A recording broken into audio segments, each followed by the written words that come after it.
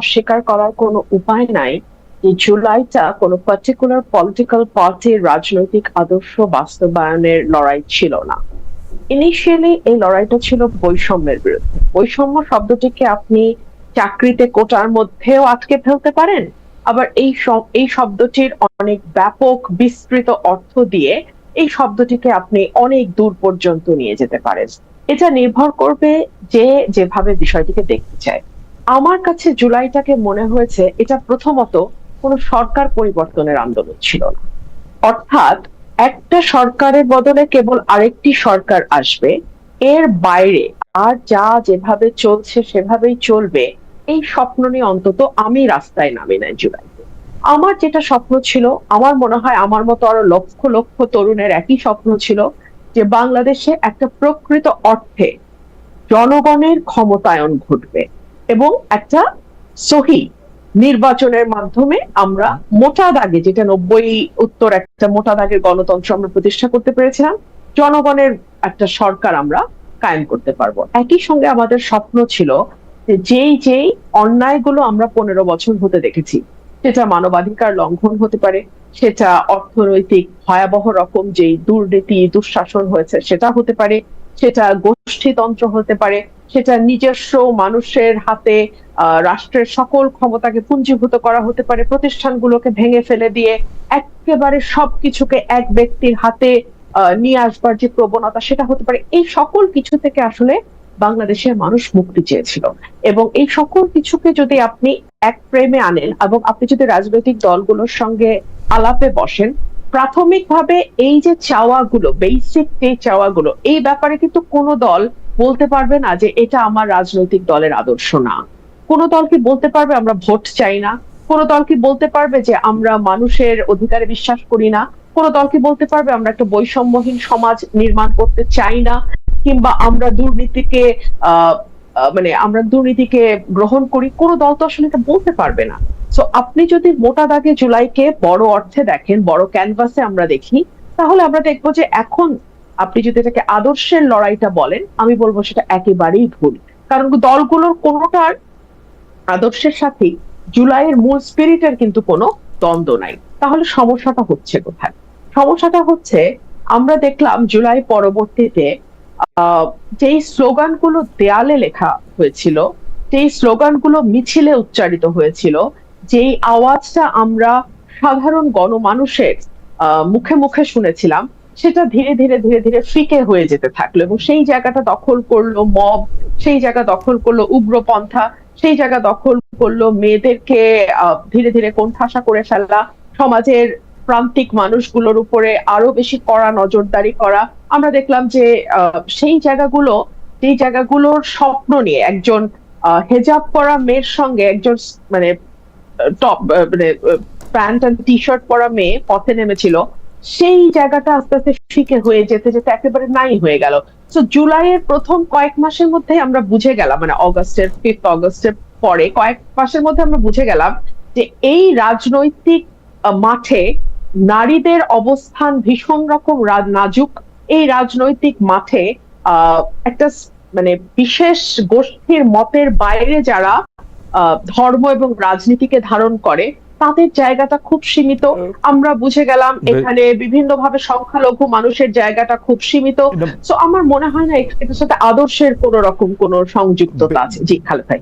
বেঁচে না, আমি চট করে শুধু প্রশ্নটা পড়ি। আপনি যেগুলিকে মব বলতেছেন, যেগুলিকে উগ্রপন্থা বলতেছেন, বা সংখ্যা গুরুদের তুষ্টিমূলক রাজনীতি বা অবস্থানের কথা বলতেছেন, বাংলাদেশের বেশিরভাগ মানুষ যদি সেটা চায়, আপনি সেইটা মানে কেন উপর থেকে ঠেকাবেন? মানে আপনার যে দেখার দৃষ্টিভঙ্গি, তার থেকে যদি বাংলাদেশের বেশিরভাগ মানুষের দেখার দৃষ্টিভঙ্গি আলাদা হয়, তাহলে আপনি কেন সেটা মানবেন না? আপনি তো গণতন্ত্রের পক্ষের লোক, আপনি তো চান যে বেশি মানুষের কথাই মানা হোক। একদম তাই, আমি আপনার সাথে শতভাগ একমত।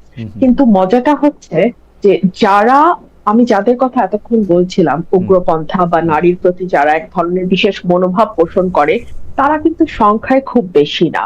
তাদের হইচইটা হয়তো অনেক বেশি, সামাজিক যোগাযোগ মাধ্যমে তাদের প্রেজেন্সটা হয়তো অনেক বেশি, কিন্তু আমি যেটাকে সেইন পলিটিক্স বলি, আমি যেটাকে সুস্থ ধারার রাজনীতি বলি, সেটার সমর্থনকারী মানুষের সংখ্যা বেশি। যদি এটা না হতো তাহলে কিন্তু আহ হয়তো নির্বাচনের ফলাফলটা অন্যরকম কিছু হতে পারত, এবং নির্বাচনের আগে আগে কিন্তু সেই ধরনের একটা ভাইবও বাংলাদেশের মাটিতে দেওয়ার চেষ্টা হয়েছে। এবারের নির্বাচনটা বেশাফারানা এমন কি হইতে পারে না যে তারা বেশি ভোট বিএনপিকে দিছে কিন্তু তারা বিএনপিকেও সেরকমই দেখতে চায়, মানে বিএনপিকেও একটা সময়, মানে যে বিএনপিকেও তারা জি I know what you mean. I know what you mean. জি বিএনপি কে এখানে তার রাজনীতিটাকে ঠিক করতে হবে। বিএনপি কি করতে চায়? বিএনপি কি সেন্টার রাইটে যাবে? বিএনপি কি ফার রাইটের দিকে হাঁটা ধরবে, নাকি বিএনপি একেবারে সেন্ট্রিস্ট, যেটা দেশনেত্রী বেগম খালেদা জিয়া এবং শহীদ প্রেসিডেন্ট জিয়া রহমানের যেই দল, সেইভাবে বিএনপি তার দলটাকে পরিচালনা করবে? সমস্যা হচ্ছে যে একটা দলের ভেতরে, এবং বিশেষ করে বড় দলগুলোর ভেতরে অনেক রকম মতের মানুষ থাকে। আমি বিশেষ করে বিএনপির ক্ষেত্রে এটা আরো বেশি করে বলবো, বিকজ বিএনপি এবং জামাতের যে মৈত্রী, সেটা কিন্তু দীর্ঘ 25-30 বছরের মৈত্রী। সেই মানে 91 সাল থেকে শুরু হওয়া মৈত্রী, তাই না? মানে 36 বছর, my God, that's a long journey Khaled ভাই, ভেরি লং জার্নি। সো এখানে আমি অনেক সময় যখন আমি দলের ভেতরে কাজ করেছি, যখন আমি মিডিয়াতে অ্যাপিয়ার করেছি দলের পক্ষে, তখন আমি কারো কারো আমার ব্যাপারে মন্তব্যে বা আমার ক্রিটিক করতে গিয়ে আমি দেখতাম যে তারা যেভাবে ক্রিটিক গুলো করছে, 5ই অগস্টের পর দেখলাম যে তারা হচ্ছে ম্যাক্সিমাম জামাতের সাপোর্টার। সো এই যে গুপ্ত বিষয়টা, এটা তো কেবলমাত্র যে আওয়ামী লীগের মধ্যে ঢুকে গেছে বা আওয়ামী লীগের মধ্যে ঢুকেছিল তার তো না, এটা বিএনপির মধ্যে আছে, হয়তো অন্যান্য পলিটিক্যাল বড় পার্টি তো আর তেমন নাই। আমি আপনার কাছে আবার আসবো, আমি একটু অ্যাডভোকেট হাসনাত কাইয়ুমকে শুনতে চাই একই বিষয়ে। শুধু আমি এখানে বলে রাখি যে আপনি বিএনপি কে তার রাজনীতিটা ঠিক করতে বলতেছেন, তার মধ্যে সেন্ট্রিস্টের জায়গায় সে আসলে আছে কিনা সেটা আপনি দেখতে বলতেছেন। আপনি বলতেছেন যে বিএনপির সাথে জামায়াতের যে একটা সম্পর্ক ছিল দীর্ঘদিন ধরে, তার কারণেও বেশ কিছু, আপনি গুপ্ত শব্দটা ব্যবহার করেছেন, কিন্তু আমি 2 পয়সাটা একটু দিয়ে রাখি কাইয়ুম ভাই শুরু করার আগে। আমি দেখছি যতক্ষণ পর্যন্ত বিএনপি স্বাধীনতার কথা, বাংলাদেশের 71 সালের কথা, তাদের দলের প্রতিষ্ঠাতা জিয়াউর রহমানের মুক্তিযুদ্ধ অবদানের কথা যত বেশিবার বলে, বা বাংলাদেশের স্বাধীনতার যে বিভিন্ন সিম্বল, প্রতীক এগুলি আছে না, এগুলির কথা বললে তারা বেশি নিন্দা ঝড়ের মধ্যে পড়ে। কিন্তু তারা তো আবার কিছুটা জামায়াতে ইসলামের পক্ষে, বা যারা বাংলাদেশে বেশি ধর্মাশ্রয়ী দলগুলির পক্ষে যারা কথা বলে, তারা অনেক তালি বা বাহবা পায়। তো সেই ক্ষেত্রে মানে আমি জানি না বিএনপি তার রাজনীতিটা আসলে কিভাবে ঠিক করবে, বা বিএনপি রাজনীতিটা আসলে কি হবে। খালেদ ভাই, এখানে দেখেন, রাজনীতির দুটো ধারা আমি মোটা দাগে বুঝি। একটা হচ্ছে আইডেন্টিটি পলিটিক্স, আরেকটা হচ্ছে welfare politics. Welfare politics is always very very difficult. আপনাকে সেবা দিতে হবে, মানে 15 দিন যাবত ঘরের বাড়িতে চুলা জ্বলবে না, 12 ঘন্টা ইলেকট্রিসিটি থাকবে না। এটা নিয়ে আমরা আসি বেরসাফারানা, যে মানে আমি জাস্ট ওই জায়গাটাতে বলছি।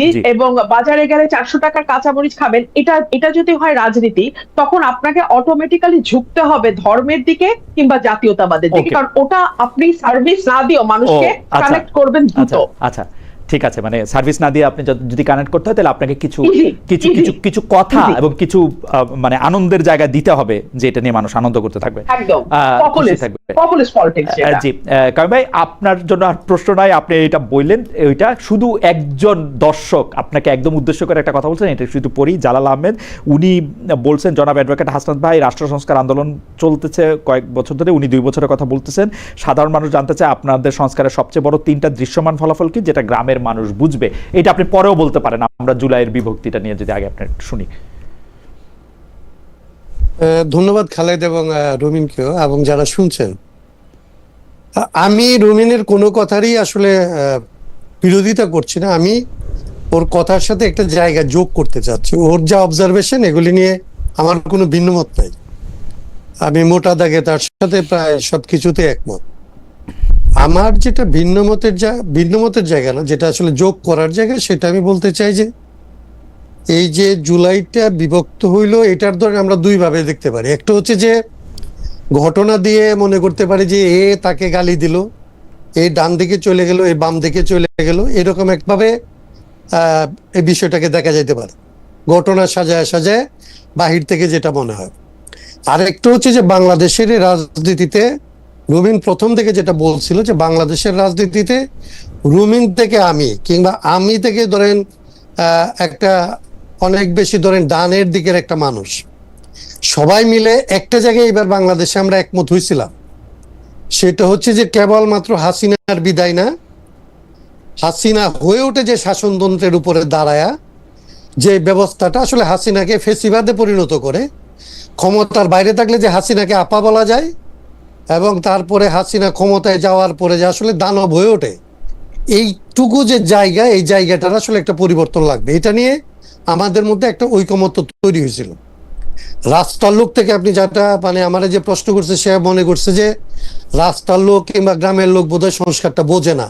বিষয়টা এরকম না। আসলে আমরা সবাই একটা বুঝছিলাম যে এই ব্যবস্থাটার পরিবর্তন লাগবে, এই মহিলাকে বিদায় করতে হবে এই জন্যে যে উনি এখন এই ব্যবস্থাটাকে আসলে পাহারা দিচ্ছেন, ওনাকে বিদায় করতে হবে, এই ব্যবস্থাটা বিদায় করতে হবে। এটা হচ্ছে এক। তাইলে যারা আসলে এই ব্যবস্থাটার পক্ষের মানুষ, এটা তো কেবলমাত্র একজন হাসিনা কিংবা দুইটা আসলে হাসিনার বিশ্বস্ত এরকম দলের লোক, কিংবা দলের বাইরে থেকে ব্যুরোক্রেটিক কিংবা আসলে সিভিল মিলিটারি যে জায়গায় আছে, যারা যারা আসলে বাগবাটোরা খাচ্ছিল, তারা কয়েকজনের একটা সিন্ডিকেট, আমরা বলছি অনেক সময়। তো এটা শুধুমাত্র একটা সিন্ডিকেটের উপরে দাঁড়ায় ছিল না। এই সিন্ডিকেট দ্বারা উপকৃত হইতো, কিংবা এই সিন্ডিকেট দ্বারা উপকৃত হয় এরকম দেশে এবং বিদেশে আসলে তার একটা এক ধরনের একটা আসলে যোগাযোগ সূত্র থাকে। এবং তারা, আমি একটা শেষ করে ফেলি, 30 সেকেন্ড লাগবে।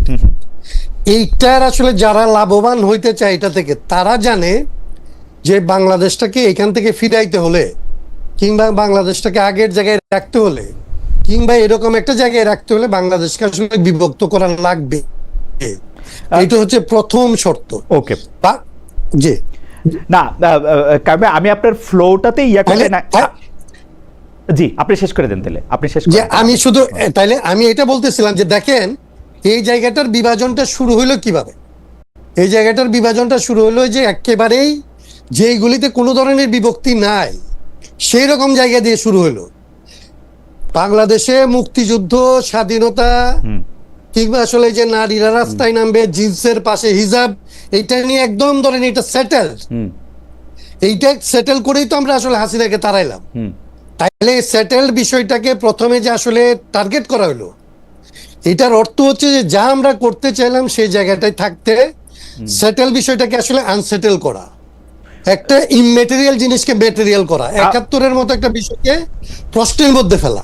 এবং 71-এর বিষয় নিয়ে তখন প্রশ্ন উঠতে পারে না, কিন্তু এটাকে যখন আপনি প্রশ্ন করেন তখন হচ্ছে 71-এর পক্ষে একটা জিনিস দাঁড়ায়। যে 71-এর কে প্রশ্ন করে 24-কে খুব আঁকড়ে ধরতে চায়, তখন 24-এর বিরুদ্ধে গিয়ে একটা পক্ষ দাঁড়ায়, এবং 71 এবং 24-কে মুখোমুখি করা যায়।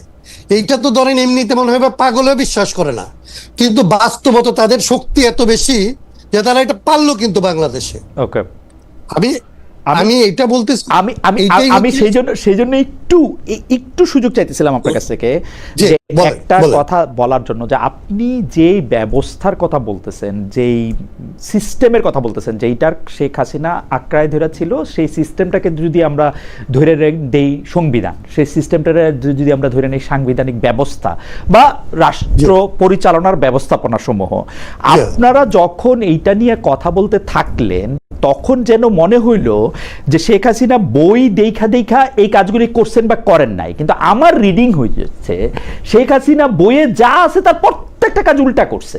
শেখ হাসিনার বইয়ে বা বাংলাদেশের বইয়ে নাই কিন্তু যে আপনি গুম করতে পারবেন, খুন করতে পারবেন, সংবাদপত্রের মাধ্যম বন্ধ করতে পারবেন। আপনারা ব্যস্ত হইলেন হচ্ছে বইটা চেঞ্জ করার জন্য, যেখানে শেখ হাসিনা নিজেই এই বইটা সবচেয়ে বেশিবার ভায়োলেট করছে। আপনারা দুইজনই আইনজীবী, আপনাদের আমি এইটা মূলনীতি আপনি রাখবেন কি রাখবেন না সেটা আপনার ব্যাপার, কিন্তু আমি দেখছি শেখ হাসিনা গণতন্ত্র, সমাজতন্ত্র, ধর্মনিরপেক্ষতা এবং জাতীয়তাবাদের একটি মূলনীতিও সে মানে নাই। সে মানে নাই হচ্ছে মানুষের একটা কথা, মানে বইয়ে যা কিছু লেখা আছে ভালো খারাপের এর মধ্যে একটা কথাও সে মানে নাই। কিন্তু আপনাদের কাছে বই পরিবর্তনটাই যখন মুখ্য হয়ে দাঁড়ায় তখন আপনারাই সূচনা করলেন কিনা এই বিভক্তিটার। কারণ এটা আমি মানে আমারে লোকে কেমন দেখে সেটা বলার জন্য আমি একটু একজনের বলে উঠি। মুকিদুল ইসলাম উনি বলতেছেন খালেদ ভাই নেতাদের দালালি বাদ দিয়ে একটু জনগণের দালালি করেন, বর্তমানে দেশের সাধারণ মানুষ ভালো নেই, গ্যাস বিদ্যুতের তীব্র সংকট এবং উচ্চ মূল্যস্ফীতি, সবকিছুতেই মূল্যস্ফীতি, মানুষকে এখন বিষ খেয়ে মারা যাবে। আমি চেষ্টা করি একটু নেতাদের দালালি বাদ দিতে, পারবো কিনা জানি না, যে দেখি হাসান খান ভাই কি বলেন। যে প্রথমত ধরেন আপনাকে ওই জায়গাটাই বলি, জি আমাদের সংবিধানের যে মূলনীতি বলছেন না, জি এই মূলনীতিটার একদম শুরু হয়েছে হচ্ছে দ্বিতীয় চ্যাপ্টারটাই হচ্ছে মূলনীতি, রাইট। এবং এই মূলনীতি 8 নাম্বার থেকে শুরু হয়েছে, 8 অনুচ্ছেদ থেকে 8-এর 2 আছে একটা, 8-এর 2-এ বলা হচ্ছে যে এইটা হচ্ছে রাষ্ট্র পরিচালনার মূলনীতি হবে, কিন্তু এইটাকে আসলে এইটা মেনে চলার জন্যে আপনি সব কাউকে বাধ্য করতে পারবেন না। তার মানে হচ্ছে যে এইটা আপনার মূলনীতি নির্ভর করছে রাষ্ট্রের যারা কর্ণধার, সরকারে যারা আসবে তারা এটা মানবে কি মানবে না, এটা হচ্ছে তার ঐচ্ছিক বিষয়, ইচ্ছাধীন। রাইট। তিনি মানলে এটা মানবে, না মানলে মানবে না। তাইলে আমরা বলছি যে এই যে জায়গাটা দিয়ে আপনি তাকে মূলনীতিটা মানা না মানার বিষয়ে পরিণত করলেন, ঠিক আছে, কিন্তু আপনি যেখানে ক্ষমতা দিতেছেন তখন সেইখানে এরকম কোনো কথা বলতেছেন না যে এই ক্ষমতাটা আসলে রাষ্ট্রপতি যদি ইচ্ছা না করে তাইলে প্রধানমন্ত্রী প্রয়োগ করবে, এইটা আপনি তখন বলতেছেন না। আপনি ক্ষমতাটা যখন বিন্যাস করতেছেন, ক্ষমতা বিন্যাসের মধ্যে গণতন্ত্র বলতেছেন মানলে মানতে পারে না মানতে পারে, কিন্তু ক্ষমতাটা দিচ্ছেন একজন ব্যক্তির কাছে, সমস্ত প্রেসিডেন্টের ক্ষমতা, প্রধানমন্ত্রীর ক্ষমতা, সংসদের ক্ষমতা, বিচার বিভাগের ক্ষমতা, বিচার বিভাগের মতো যে সমস্ত প্রতিষ্ঠান আছে যেগুলিকে আমরা সাংবিধানিক প্রতিষ্ঠান বলি, সেইগুলির ক্ষমতা, কাউকে আসলে আপনি মাফ করে দিবেন কি আসলে ফাঁসিতে ঝুলাবেন এটার ক্ষমতা, সমস্ত ক্ষমতা আপনি কেন্দ্রীভূত করতেছেন একটা পদে। আমি শেষ করে 30 সেকেন্ড শুনে নেন। এই যে এটা আছে, এই জায়গাটার মধ্যে একটা শুভঙ্করের ফাঁকি আছে। এটা সাধারণভাবে পাঠ করলে, আপনি যখন পাঠ করবেন তখন মনে হবে যে এটাতে আপনার সমস্ত অধিকার আপনার পক্ষে, আর আপনি যখন এটা প্রয়োগ করতে যাবেন তখন আপনি দেখবেন যে আপনার হাতে কিচ্ছু নাই, সমস্ত মৌলিক অধিকার পর্যন্ত আরেকজনের হাতে।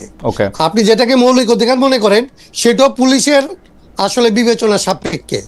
এই যে সাংবিধানিক ফাঁকিটা, এইটার উপরে দাঁড়ায়া প্রধানমন্ত্রী তার ক্ষমতাটা চর্চা করছে, এবং ওইখানেই সে গুম খুন এগুলি সবগুলি করতে পারছে। ওকে, আপনি আমি এইটা বলে শেষ করি, তাইলে এইটাকে যখন আমরা বললাম তখন আমরা কিন্তু বললাম না যে বইটাই সবকিছু, আমরা বললাম যে বইটা এবং এটার যে সাথে আইন কানুন, এবং যেটা তখন আমরা বলতে পারলাম না। আপনার প্রশ্নটা আমি নিচ্ছি এই জন্যে যে আমরা যখন রাষ্ট্র চিন্তা করি তখন আমরা বলছিলাম আমাদের স্লোগানটা হবে রাষ্ট্র, রাজনীতি এবং অর্থনীতি সংস্কার করতে হবে। আমরা বাধ্য হইলাম রাজনীতি শব্দটা বাদ দিতে, কারণ হাসিনার আমলে যদি আমরা রাজনীতি সংস্কারের কথা বলতাম তাহলে আপনাকে যেরকম বলতেছেন নেতার দালালি, তখন একদম রাষ্ট্র চিন্তা যে হাসিনার দালাল হিসাবে মাঠে নামতেছে, এইটা ছিল নিশ্চিত। মানে তখন আপনি আমাকে কোনোভাবেই সেভ করতে পারতেন না। মানে তার মানে হচ্ছে যে রাজনীতি করার ক্ষেত্রে কতগুলি পর্যায় থাকে যে আপনারা বুদ্ধিজীবীরা বিশ্লেষণ করে যেটা যেটা বলতে পারেন, আমরা সেটা জানার পরেও মাঠে যখন নামি তখন অনেকগুলো ধাপের কথা বলি, অনেকগুলো ধাপের কথা বলতে পারি না। ওকে, কিন্তু আমার মনে হয় হাসান খান আপনার বক্তব্য একদমই পরিষ্কার। আমার মানে পরবর্তী প্রসঙ্গে আমি যাই, যে কারণ কিন্তু এইটা আমার একটা একাডেমিক জায়গা থেকে প্রশ্ন, আমার কাছে মনে হয় পৃথিবীর সবচেয়ে ভালো। আমি এখানে আরেকটু 30 সেকেন্ড বলি, এই বিভাজনটা আরেকটু 30 সেকেন্ড বলি। আমরা বলছিলাম যে সংবিধানের এই জায়গাগুলি, ব্যবহারিক জায়গাগুলিতে, যেখানে আমার এবং রুবিনের এক্সপিরিয়েন্স একই হয়েছে, 50-55 বছরে আমাদের যে এক্সপিরিয়েন্স, ওই এক্সপিরিয়েন্সের জায়গাটাই কোথায় কোথায় সংশোধন করতে হবে, পরিবর্তন করতে হবে, এই জায়গাটায় আসি। বাকি যেগুলি ফিলোসফিক্যাল পার্ট, এইটাকে আমরা আসলে আলোচনার বাইরে রাখি।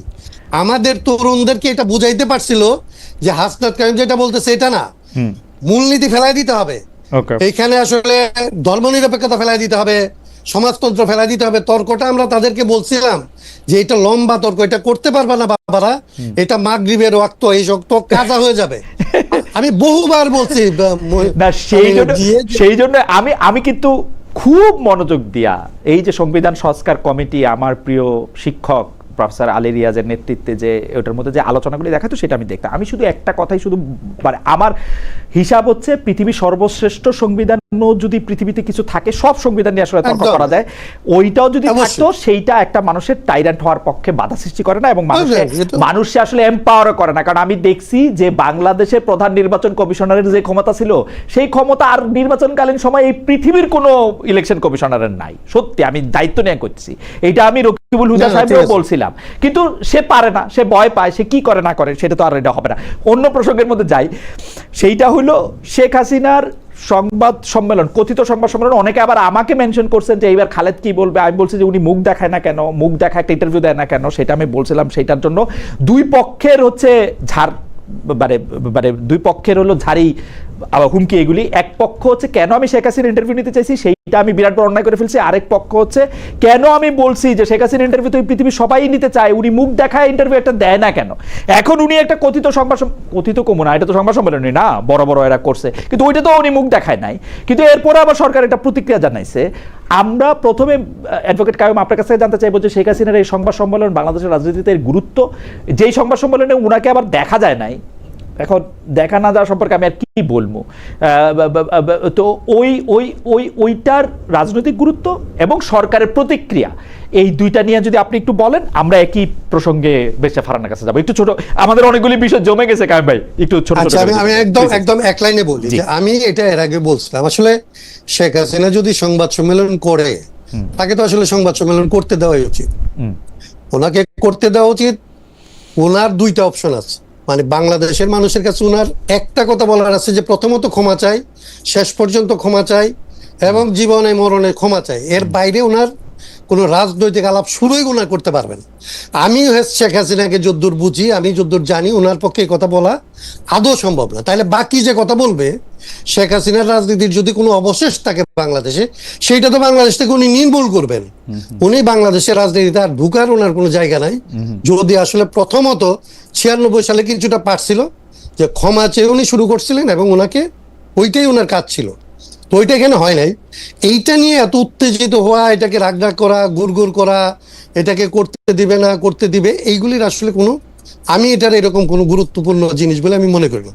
বরং এটার ভিতর দিয়ে শেখ হাসিনার একটা গুরুত্ব দেওয়ার চেষ্টা করা হয়েছে এবং শেখ হাসিনাকে অকারণে আমাদের ওই যে আপনার উপরে যে ক্ষিপ্ত হয়েছে যে আসলে আমার গ্যাসের আলাপ, পানির আলাপ, তেলের আলাপ, হামের আলাপ যারা আমরা করতে পারতাম, সে আলাপগুলিকে বাইপাস করার জন্য শেখ হাসিনা যেটা করছে, এইটার আসলে বেনিফিটটা বিএনপি কে দিচ্ছে, বিএনপি যেটা করছে এটার বেনিফিট আসলে আওয়ামী লীগকে দিচ্ছে।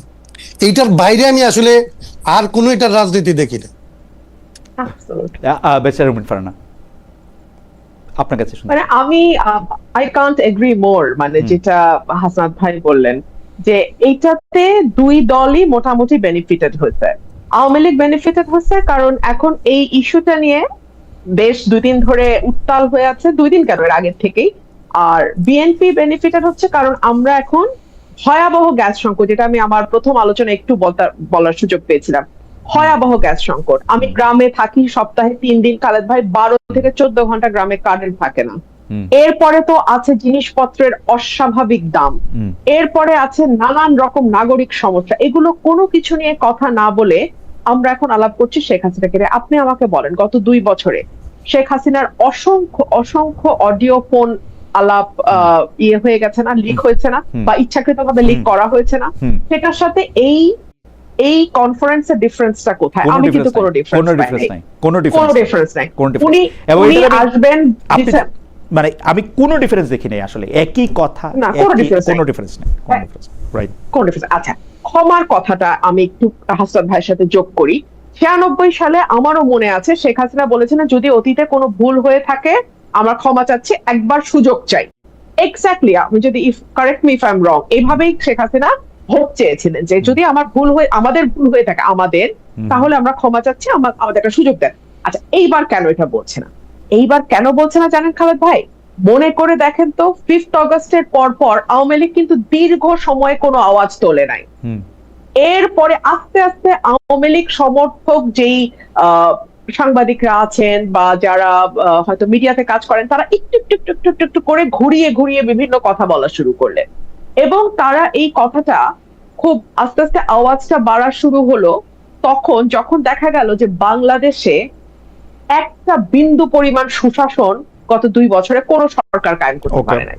যখন দেখা গেল অর্থনীতির অবস্থা আরো খারাপ, যখন দেখা গেল যে এই নাগরিক সমস্যাগুলো নিয়ে আমি কথা বলছিলাম সেগুলো কোনোটা কোনো সরকার হ্যান্ডেল করতে পারে নাই, যখন দেখা গেল মববাজি যেভাবে ইউনূস সরকারের সময় হয়েছে কাছাকাছি, তারেক সরকারের সময় একই রকম প্রায় কাছাকাছি, যখন দেখলো হামে 800 উপরে শিশু মারা যাচ্ছে কিন্তু কোন সরকারই সেটা দায় নেবে না, ইভেন বিএনপি মানে ট্রাই করছে ইউনূস সরকারকে ডিফেন্ড করার, মানে একটা ভয়াবহ অবস্থা। এবং ধীরে ধীরে আমি আমার এই পরিবর্তন, বাংলাদেশে তো আমি আছি, হাসান ভাই আছে, আপনি যুক্ত আছেন, আপনারা সবাই নিশ্চয়ই লক্ষ্য করেছেন আস্তে আস্তে কিন্তু আওয়াজটা জোরদার হওয়া শুরু হলো যে নিরাপত্তা নাই, মববাজি, চাঁদাবাজি, নাগরিক সুযোগ সুবিধা একদম খারাপ, এবং শেখ হাসিনার সময় অন্তত আমি কথা বলি আমার উপরে বিপদ আসবে, হাসনাত কায়ুম ভাই কথা বলবে হাসনাত কায়ুম ভাইয়ের উপর বিপদ আসবে, কিংবা আরেকজন আন্দোলন করতে নামবে তার উপর বিপদ। কিন্তু যেই মানুষটা মধ্যবিত্ত, যে মানুষটা প্রাইভেট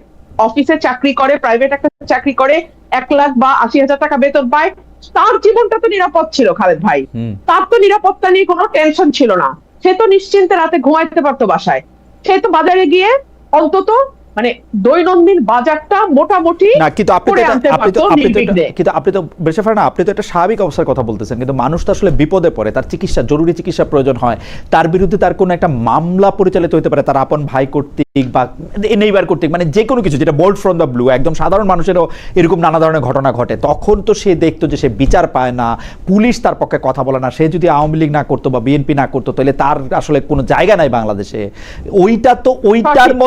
ওইটার মতো তো সাংঘাতিক একটা দমবন্ধ পরিস্থিতি তো আর আমরা আসলে নাই, নাকি আসি, সেটাও যদি বলতেন। আপনি কি বিচার পাচ্ছেন? আচ্ছা। গত কয়েক মাসের আইন শৃঙ্খলা পরিস্থিতি আমি সংসদে তুলে ধরেছি, কয়টা ঘটনার বিচার আপনি আসেন। মামলা আগেও আমরা দেখেছি বিএনপির নেতাকর্মীদের নাম হরে দরে সবার নাম দিয়ে লাস্টে 100 অজ্ঞাতনামা, এবং সেই 100 থেকে 500 আপনি বলতে অজ্ঞাতনামার চাচ্ছেন যে মধ্যে একই রকম আছে, তাহলে বেশি পারে না আপনি একটু একই রকম আছে, তাহলে আমরা কি এইটা হাসত কাদের কাছে শুনবো যে একই রকম আছে কিনা, বা দুর্ভোগটা একই রকম আছে, দুর্ভোগটা একই রকম আছে, সেই মামলা বাণিজ্য, সেই শোন অ্যারেস্ট, সেই মানে ঘটনা ঘটুক না ঘটুক বিরোধী দলের নামে মামলা, সেগুলো চলতেছে। On the top of that যুক্ত হয়েছে ভয়াবহ রকম চাঁদাবাজি, নিরাপত্তাহীনতা, যুক্ত হয়েছে আইন শৃঙ্খলা পরিস্থিতির অবনতি, এগুলো হচ্ছে নিউ এডিশন। তো মানুষ তো এখন বলতে বাধ্যই হবে, এবং এটা তো আওয়ামী লীগকে একটা সাহস দেবে যে ও আমাদের তো পাল্টাইছিলা, তো কোন বেটার প্রোডাক্টটা তোমরা পেলা। অনেকে বলতেছেন যে আওয়ামী লীগ যে সাহসটা পাইতেছে সেই সাহসটা আসলে মূলত দিচ্ছেন আপনি, কারণ আপনি একটা পরিচিত সংসদ সদস্য, আপনি আওয়ামী লীগের আসার পথ, এই ব্যাপারটা কি আপনি কিছু বলবেন? যে মানে দেখেন আমাদের রিসার্চ টিমও এরকম লেখছে যে আপনি হচ্ছেন সবচেয়ে বেশি শেখ হাসিনার আসার ব্যাপারে পজিটিভ কথা বলছেন, যে হ্যাঁ উনি আসবে বা ওরকম কোনো কিছু। ভাই শুনেন, আমি বাংলাদেশের খুবই ক্ষুদ্র একজন রাজনৈতিক কর্মী, but at the same time আমি একজন লয়ার, এবং আমার পরিবারের একটা রাজনীতির ইতিহাস আছে। সো আমি একজন পলিটিক্যাল ফ্যামিলির সন্তান হিসেবে আমি চিন্তা করি আমি ওই জায়গায় থাকলে আমি কি করতাম। সো এই জন্য আমি বলছি কমন সেন্স বলে শি উইল বি ব্যাক, এটা আমার কমন সেন্স বলে। 3টা কারণ আমি আপনাকে বলে দিচ্ছি এখনই কেন আমি বলেছি। আচ্ছা, চটচট করে বলবেন। জি, হচ্ছে ওনার রাজনীতির একটা দীর্ঘ ইতিহাস এবং ত্যাগের ইতিহাস আছে ওনার পরিবারের, ওনার পুরো পরিবারকে এক রাতে মেরে ফেলা হয়েছে পলিটিক্যাল কারণে। 2 হচ্ছে ওনার নিজের ত্যাগ আছে সরকারি দল বিরোধী দল হিসেবে এবং ওই পরিবারের একজন বেঁচে যাওয়া সদস্য হিসেবে। 3 হচ্ছে ওনার বয়স, উনি যদি এখন ভারতের মাটিতে মারা যান, ওনার এই এত বড় দল যেটার পেছনে ওনার বাবা, ওনার পরিবার এবং ওনার আত্মত্যাগ, সেই দলটার কি হবে? তো আমি যদি ওনার জায়গায় থাকতাম আমি আসতাম। তো আমি সেই কমন সেন্স থেকে বলছি। আর আমি আজকে আপনাকে আপনার অনুষ্ঠানের মাধ্যমে এটাও ক্লিয়ার করি, বিএনপির যখন ওই ডোবার নিচে বসে বসে বিএনপির মনোবল চাঙ্গা করার জন্য যেমন আমাকে দরকার ছিল, কারণ বিএনপি তখন আসলে বিপদে ছিল এবং বিএনপির পক্ষে কথা বলার কেউ ছিল না, তো আমি তখনও যৌক্তিক এবং সত্য কথা বলেছি, বিএনপির পক্ষে গেছে। এখন আমি যৌক্তিক এবং সত্য কথা বলি। আওয়ামী লীগ যদি কোনোদিন বাংলাদেশে ফেরে, কোনোদিন যদি বাংলাদেশের রাজনীতিতে যায়, আপনি মোটেও ভাববেন না যে তাদের সাথে আমার খুব ভালো একটা বলি বলা হবে। আমরা পরবর্তী প্রসঙ্গে যাই। আমি একটু হাসান কায়ুম ভাইয়ের কাছে শুনতে চাই। হাসান কায়ুম ভাই, ঠিক আছে, আমরা যদি ব্যারিস্টার ফারহানার সাথে একমতও হই এই প্রসঙ্গে আর কি, একমত হই, এখন আওয়ামী লীগের যে এই কথা বললে আবার সালাউদ্দিন সাহেব আমাকে কারেক্ট করে দিবেন যে নিষিদ্ধ ঘোষিত বলেন, আবার এনসিপি এসে বলবে যে আচ্ছা ঠিক আছে বললাম নিষিদ্ধ ঘোষিত আওয়ামী লীগের সভানেত্রী শেখ হাসিনা যে বললেন যে তিনি আসতে চান মানে বা আসবেন, তিনি ডেট দিতেছেন কেন? মানে তিনি আসলে মানে আসলে কি হবে, মানে আসতেছেন না কেন, বা আসলে ডেট দেওয়া এগুলির কি কারণ? আর একজন দর্শক উনি অনেকবার একটু অনেক মানে আমার চোখে পড়লো, অনেকবার বলছে কিনা সেটাও তো বলা একটা মুশকিল। উনি বলছেন খালেদ মহিউদ্দিন 100% দালাল জামায়াতের। ভাই ঠিক আছে, হাসান খান ভাই আপনি যদি একটু বলেন যে মানে উনি ডেটটা কেন দিতেছেন? আচ্ছা, আমি ওই প্রশ্নটা যাওয়ার আগে আমি রুমিনের সাথে একটু ভিন্ন মত করি। আমি মনে করি যে আসলে বাংলাদেশের যে বর্তমান অবস্থা কিছু কিছু ক্ষেত্রে আগের চাইতে অনেক খারাপ হয়েছে। যেমন ধরেন মাদকের যে বিস্তার, রুমিন যে সমস্ত খারাপ ভোগান্তির কথা বলছে এটার সাথে যোগ হবে মাদকের বিস্তার, মাদক এইটা অনেক বেশি, এবং এটা পার্লামেন্টে তাদের দলের লোকজন পর্যন্ত ধরেন এগুলি নিয়ে কথাবার্তা বলতেছে। ভাই আরেকটা বলি, আমার কাছে বেশি লোক বলতেছে জুয়া খেলে নাকি মানুষ, কি টাকা টোকা দিয়া ওই যে জুয়া খেলে, ওইটা একটা অনলাইন জুয়া, একটা অসম্ভব ব্যাপার হচ্ছে। জি, আরেকটা হচ্ছে মাদকের বিস্তার। এটা হচ্ছে যে আমি আমার গ্রামে, রুমিন তো এলাকায় থাকে, আমিও যাই, আমার গ্রামে এরকম দেখছি যে বাপ মায়ে গরু বিক্রি করছে, সেই টাকাটা মাদকাসক্ত সন্তান নিয়ে যাওয়ার জন্য মাকে মারধর করছে। আর অনেক জায়গায় তো এখন দেখেন যে মাকে মেরে ফেলতেছে, বাপকে মেরে ফেলতেছে। এগুলি বাংলাদেশের সামাজিক কাঠামোর মধ্যে এর আগের যে ধারণাগুলি মানুষ একদমই মানে কল্পনাও করতে পারতো না, সেই সমস্ত ঘটনা প্রতিনিয়ত ঘটতেছে। এটা একটা, তো এইটা যোগ হয়েছে। কিন্তু আমি আবার এটা রুমিনের সাথে যেটা যোগ করতে চাই যে আওয়ামী লীগের আমলে এই সমস্ত যে পথে ঘাটের যে নিরাপত্তা ছিল, কিংবা এরকম একটা স্বস্তিতে মানুষ ঘরে ফিরতে পারতো, শান্তিতে ঘরে ফিরতে পারতো, তার মধ্যে ধরেন আমাকে তুলে নিয়ে যাবে কিংবা রুমিনকে তুলে নিয়ে যাবে এটাই ছিল। কিন্তু এটার মধ্যে একরামের মতো লোক ছিল যে মানুষটা আসলে খুন হয়ে যাবে অকারণে এবং আশঙ্কার মধ্যে ফিরতে পারবে না, আশঙ্কার মধ্যে মানুষ থাকবে। এবং আওয়ামী লীগ করলো, এই জায়গায় আওয়ামী লীগ করলো, মানে আওয়ামী লীগ করো গ্যারান্টি না, আওয়ামী লীগ করো গ্যারান্টি। এই জায়গাটার একটা পরিবর্তন এখন পর্যন্ত আছে, যে মানুষ আসলে এই জায়গার মনে করছে না যে তাকে কেউ তুলে নিয়ে কালকে গুম করে ফেলতে পারে কিংবা এরকম করতে পারে। সো এইটা হচ্ছে একটা বড় রকমের চেঞ্জের জায়গা, আমি এটা মনে করি আওয়ামী শাসনের সাথে। আচ্ছা তাহলে বাকি যেটা যেটা আপনি বললেন, জি আমি আপনি আবার যদি আমাকে একটু ধরায় দেন, আপনি যেটা বলছিলেন যে বাকি মানে আমি যেটা শেখ হাসিনার সংবাদ সম্মেলনে, তো রুমিন সংবাদ সম্মেলন, তার প্রতিক্রিয়া, শেখ হাসিনার ফিরে আসা সম্পর্কে তার বক্তব্য, এগুলি তো উনি বলছেনই। আমি শুধু জানতে চাইছিলাম যে উনি যদি ফিরেও আসেন ডিসেম্বর ডেট দেওয়া বা এটা বলার মানে এটা উনি কি চাচ্ছেন আসলে, মানে কি চান? এটা তো হচ্ছে ওনার চাওয়ার উপরে। ধরেন এখন দুইটা দেশ, এগুলি হচ্ছে রুমিন অ্যাডভোকেট, আমিও ধরেন তো কোন কারণে অ্যাডভোকেট ধরেন। এখন এইটা উনি একটা দেশে যেভাবে গেছে, ধর উনি পাসপোর্ট ভিসা কিছু নিয়ে যান নাই, বা ওনাকে এখন তো কেউ ভিসা দিবে এরকম, তো উনি একজন সিভিলিয়ানের মতো আসবেন, আসতে পারবেন এরকম তো কোনো ব্যবস্থা নাই। কিংবা ওই যে বাচ্চারা ট্রোল করে যে ওনাকে কোনো একটা বর্ডার দিয়ে ঢুকায় দেওয়া হলো কোনো একটা দেশে অঞ্চলে, এরকম তো না। যদি এরকম হয় সেটার তো হওয়ার কোনো সুযোগ নাই। তাইলে ভারত বাংলাদেশের মধ্যে কোনো না কোনো একটা ব্যবস্থাপনা লাগবে যে উনি আসবে। তার মানে বাংলাদেশ তো চাচ্ছিল যে উনি যেন আসে। আমাদের এনসিপি বলেন, সবার চাওয়াই তো মিলে গেছে, সবার চাওয়া তো হচ্ছে যে উনি এখানে যেন আসে, উনার যেন ট্রায়ালটা উনি ফেস করে। তো ট্রায়াল হয়ে গেছে, এখনো পেন্ডিং ট্রায়ালও আছে। উনি আসলে স্বাভাবিক নিয়মে আইনের পথে ওনাকে যদি বাংলাদেশ চায় এবং ভারত যদি ওনাকে আসলে দিতে সম্মত হয়, তাহলে তো উনি এসে যেভাবে লিগ্যালি ঢুকবার কথা, উনি জেলে ঢুকবেন, ওনার ফাঁসির আদেশ হয়েছে, সেগুলির আসলে উনি আপিলের সুযোগ পাবেন কিনা সেইটাই যাবেন, ওই লিগ্যাল ফাইটটা শুরু হবে।